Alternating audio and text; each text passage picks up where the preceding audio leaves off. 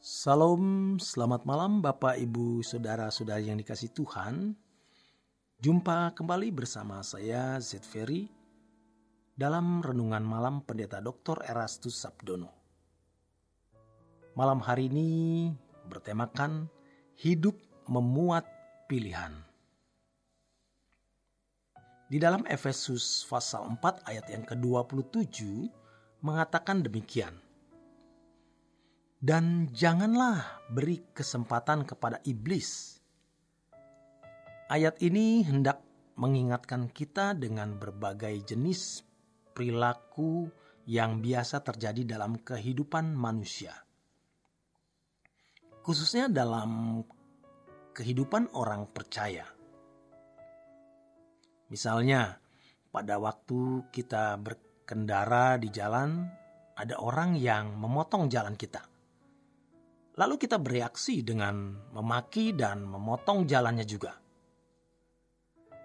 Hal itu berarti kita memberi kesempatan kepada iblis yang kemudian mendukakan roh Allah. Ketika kita dihina orang, direndahkan orang, apakah itu kolega bisnis, teman, atasan, bawahan, lalu kita tergoda untuk membalas dendam. Kita bereaksi keras. Di sini kita memberi kesempatan kepada iblis. Tapi kalau kita berdiam diri, kita menyenangkan hati Allah. Inilah kondisi di mana kita harus memilih. Hal seperti ini bisa terjadi atas semua kita. Ironis, banyak orang yang telah tercengkeram oleh kuku-kuku kuat kuasa gelap. Sehingga tindakan-tindakan yang bertentangan dengan spirit atau gairah Allah itu dilakukannya setiap hari. Bukannya mengalami perubahan, mengenakan hidup baru, semakin diperbaharui dalam Tuhan, tetapi malah semakin rusak.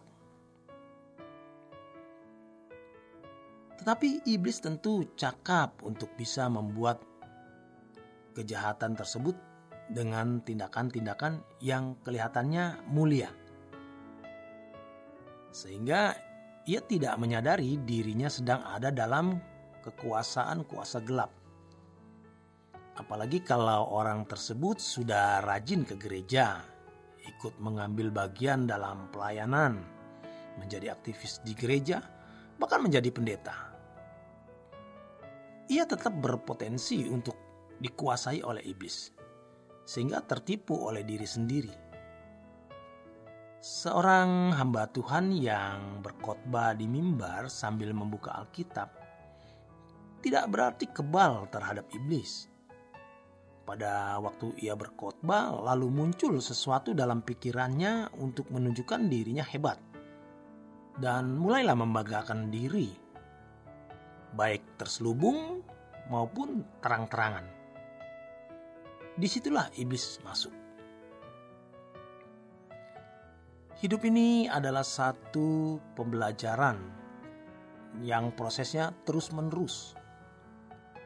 Banyak di antara mereka yang telah yakin dan merasa sebagai hamba Tuhan yang benar, padahal belum tentu diakui sebagai hamba Tuhan oleh Tuhan sendiri. Ini menjadi persoalan kita. Maka pertanyaannya adalah, apakah Allah mengakui kita sebagai hambanya? Kita mengaku sebagai anak-anak Allah. Masalahnya, apakah Allah mengakui kita sebagai anak-anaknya? Pengakuan sebagai hamba Tuhan harus berangkat dari Allah, bukan dari manusia. Juga bukan dari sinode. Seseorang bisa disahkan sebagai pendeta atau pejabat sinode dan dengan lantang mengakui dirinya sebagai hamba Allah. Tetapi apakah Allah memberi pengakuan tersebut? Untuk ini kita harus sungguh-sungguh memperkarakannya, supaya kelak ketika kita meninggal dunia, Tuhan menerima kita sebagai anak-anak dan hamba-hambanya. Terus terang, ini bukan merupakan suatu hal yang sepele. Maka kita harus selalu memeriksa diri, apakah kita ini hamba Tuhan yang benar atau tidak. Sejatinya, semua orang percaya adalah hamba Tuhan. Setiap peristiwa yang kita alami dalam setiap hari pasti memuat satu pilihan. Harus diselidiki dengan serius bagaimana reaksi kita terhadap suatu peristiwa yang terjadi dalam hidup. Pada waktu orang minta tolong kepada kita, bagaimana reaksi kita? Maka kita dipuji, disanjung, dihormati orang. Bagaimana reaksi kita waktu kita diperlakukan seperti itu? Waktu kita disakiti, waktu kita dihina, direndahkan, difitnah, bagaimana reaksi kita? Semua itu adalah proses pembelajaran. Proses pembelajaran itu harus dilakukan tanpa henti. Jangan puas kalau kita sudah menjadi seorang yang terhormat, diakui sebagai seorang yang rohani, sebagai hamba Tuhan, sebagai pendeta. Jangan puas sampai di situ.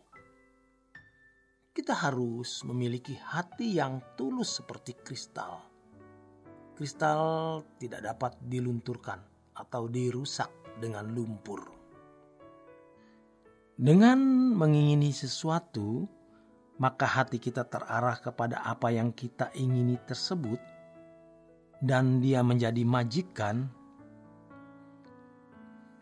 Banyak orang Kristen tanpa sadar menjual diri kepada kuasa gelap ketika memikirkan apa yang Allah tidak pikirkan.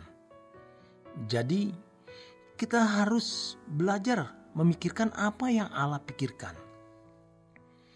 Kalau hidup kita hanya melihat dunia fana ini, kita akan melihat ini sebagai suatu hal yang sulit, bahkan mustahil. Tapi kalau kita melihat kekekalan, kita akan berkata, tidak masalah, hanya 70 atau 80 tahun. Tuhan mengikat kita, membelenggu kita, supaya kita tidak menjadi liar dengan segala keinginan. Belenggu tersebut diberikan supaya kita bisa membangun diri untuk bisa hidup dalam ketertundukan total. Supaya nanti kalau kita meninggal, kita sudah terlatih untuk hidup dalam ketertundukan. Nanti di surga kita akan menikmati kehidupan yang sempurna. Demikian kebenaran firman Tuhan malam hari ini. Selamat berjuang, selamat beristirahat. Tuhan memberkati.